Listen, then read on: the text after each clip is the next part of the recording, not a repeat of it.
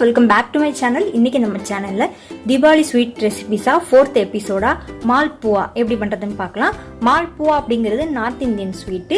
அத நம்ம Diwali ஸ்பெஷலா இன்னைக்கு நம்ம ட்ரை பண்ணி பார்க்கலாம். வீடியோக்குள்ள போறதுக்கு முன்னாடி என் சேனலை இன்னும் சப்ஸ்கிரைப் பண்ணலனா மறக்காம சப்ஸ்கிரைப் பண்ணிடுங்க.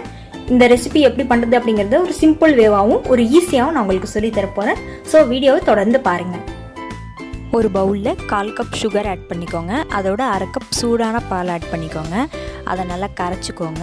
இதை ஒரு 10 இல்லைனா 15 நிமிஷம் அதை அப்படியே வச்சுருங்க.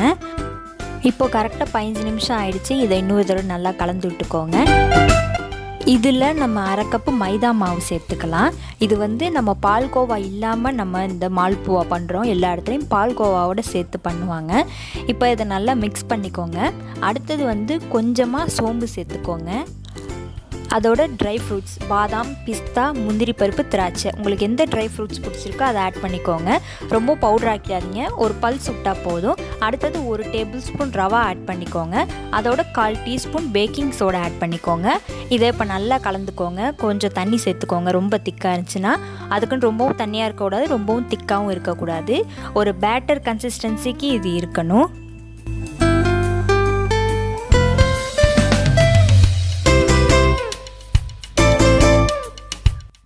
இப்போது பேட்டர் நமக்கு ரெடி ஆகிடுச்சு. இது ஒரு 15 மினிட்ஸ் இருக்கட்டும்.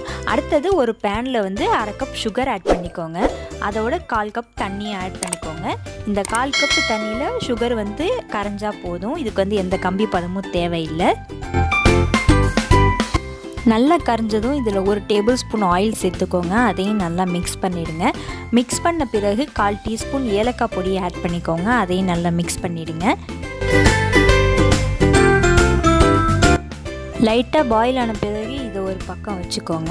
அடுத்தது ஒரு பேனில் ஆயில் ஊற்றிக்கோங்க டீப் ஃப்ரை பண்ணுறதுக்கு. இப்போ நம்ம வச்சுருக்க பேட்டரை இதில் நம்ம ஊற்றி பொரித்து எடுக்க போகிறோம். எண்ணெய் சூடானதும் ஒரு ட்ராப் இப்படி விட்டு பாருங்கள். இது பொரிஞ்சு இந்த மாதிரி மேலே வந்துச்சு அப்படின்னா இப்போ நம்ம பேட்டரை ஊற்றி பொரித்து எடுத்துடலாம். இந்த மாதிரி ரவுண்ட் ஷேப்புக்கு மாவை இந்த மாதிரி ஊற்றி பொரித்து எடுத்துக்கோங்க. மால்பூவோட ஷேப் இந்த மாதிரி தான். உங்களுக்கு எந்த ஷேப் பிடிச்சிருக்குதோ அந்த மாதிரி நீங்கள் பொரிச்சு எடுத்துக்கோங்க. இப்படி நம்ம ஊற்றும் போதே இந்த சைட்ஸில் அந்த ரவுண்ட் ஷேப்பில் உள்ள சைட்ஸில் எல்லாமே பபுள்ஸ் வருது. இதுதான் ஆயில் சூடான கரெக்டான ஸ்டேஜ்.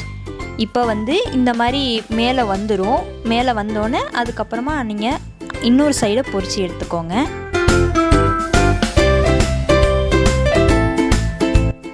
இப்போ கொஞ்சம் கொஞ்சமாக கோல்டன் ப்ரௌன் கலருக்கு வருது. இப்போ கீழே நல்லா பொரிஞ்சிருச்சு. அதனால் இன்னொரு சைடையும் இந்த மாதிரி நல்லா பொரிச்சு எடுத்துக்கோங்க.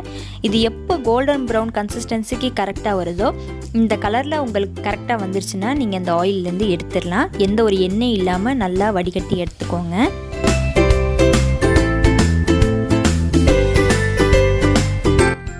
அடுத்த பேட்ச்க்கான மாவை இந்த மாதிரி நான் ஊற்றி எடுத்துக்க போகிறேன். இதை விட உங்களுக்கு மால்பூ அதிகமாக வேணும் அப்படின்னா நான் சொன்ன அளவோட அது மாதிரி டபுள் மடங்கு எடுத்துக்கோங்க. இதை விட அதிகமாக உங்களுக்கு கிடைக்கும். பொதுவாக மால்புவானாலே அன்ஸ்வீட்டட் பால்கோவாவில் தான் பண்ணுவாங்க. நம்ம பால்கோவா யூஸ் பண்ணாமலே அதே அந்த மால்புவா டேஸ்ட்டை நம்ம கொண்டு வரலாம்.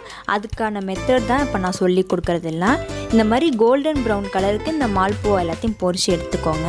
அடுத்தது நம்ம வச்சுருக்க அந்த சீனி பாகில் கொஞ்சம் food colour yellow colour add பண்ணிக்கோங்க. இல்லைனா ஆரஞ்சு கலர் வேணாலும் ஆட் பண்ணிக்கோங்க. அதையும் நல்லா மிக்ஸ் பண்ணிக்கோங்க. இப்போ அந்த சீனி பாவில் நம்ம பொரிச்சு வச்சுருக்க மால்புவா எல்லாத்தையும் அதில் போட்டுடலாம்.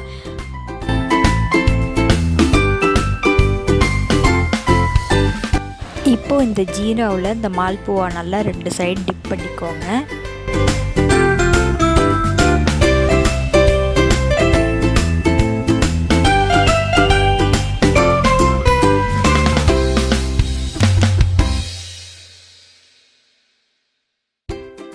இந்த ஜீராவில் மால்புவா 30 மினிட்ஸ்க்கு அப்படியே இருக்கட்டும்.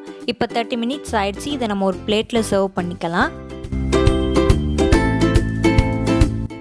இப்போது கார்னிஷிங்க்கு நீளமாக கட் பண்ணியிருக்க பிஸ்தாவை ஆட் பண்ணிக்கோங்க. இன்னும் இது டேஸ்ட்டு நல்லா கொடுக்கும்.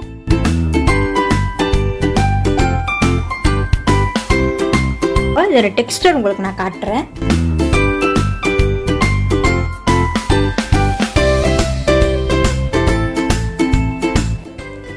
இதை நீங்கள் சாப்பிடும்போது அந்த ஜீரா ஜூஸியோடு இதை கடித்து சாப்பிடும்போது ரொம்ப டேஸ்ட்டாக இருக்கும். ரொம்ப நல்லாயிருக்கும். ரொம்ப ரிச்சாகவும் இருக்கும். என் கையில் பாருங்கள் இந்த ஜீரா ஜூஸி அப்படியே இறங்குது. இதில் நம்ம கலந்துருக்கிற இன்க்ரீடியன்ஸ் எல்லாமே ரொம்ப ரிச்சானதாக இருக்கும். நீங்கள் சாப்பிடும்போது நீங்கள் அந்த மல்புவா கழிக்கும் போது அந்த ஜீரா ஜூஸி இறங்கி ரொம்ப டேஸ்ட் கொடுக்கும் உங்களுக்கு. அதனால இந்த ரெசிபி நீங்கள் கண்டிப்பாக அந்த திவாலிக்கு ட்ரை பண்ணி பாருங்கள். இந்த வீடியோ உங்களுக்கு ரொம்ப பிடிச்சிருக்குன்னு நினைக்கிறேன். தொடர்ந்து சேனலோட வீடியோஸ் எல்லாம் பாருங்கள். பிடிச்சிருந்துச்சுன்னா லைக் பண்ணுங்கள், கமெண்ட் பண்ணுங்கள், ஷேர் பண்ணுங்கள். என் சேனல் இன்னும் சப்ஸ்கிரைப் பண்ணுங்கன்னா மறக்காமல் சப்ஸ்கிரைப் பண்ணுங்கள். இந்த மாதிரி நிறைய ரெசிபி வீடியோ வேணும் அப்படின்னா கமெண்ட் செக்ஷன்லையும் கமெண்ட் பண்ணுங்கள். Take care, bye bye.